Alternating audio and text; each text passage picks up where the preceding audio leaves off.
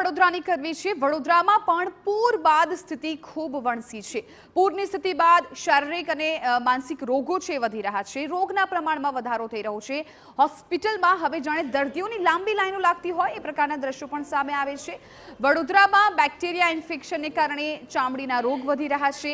માનસિક રોગના દર્દીઓની સંખ્યામાં પણ વધારો થયો છે। પૂરના પાણીમાં રહેવાને કારણે લોકો ડિપ્રેશનનો ભોગ બન્યા છે। માનસિક રોગના દર્દીઓને ઓપીડીમાં 15% વધારો જોવા મળ્યો છે।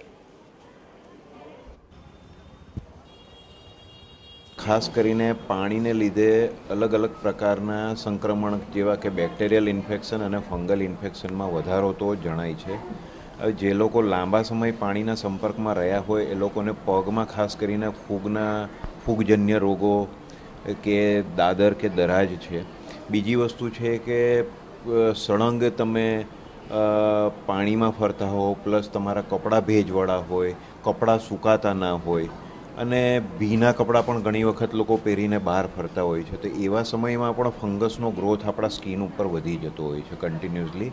હજી પણ ઘણા દર્દીઓને પાણીનો ડર તો છે જ અને એના કારણે માનસિક તણાવમાં ઘણા લોકો છે, પણ ઘણા દર્દીઓને અમે એ સાથે સાથે સારવાર ચાલુ કરી છે, એટલે હવે લગભગ બહુ વાંધો નહીં આવે।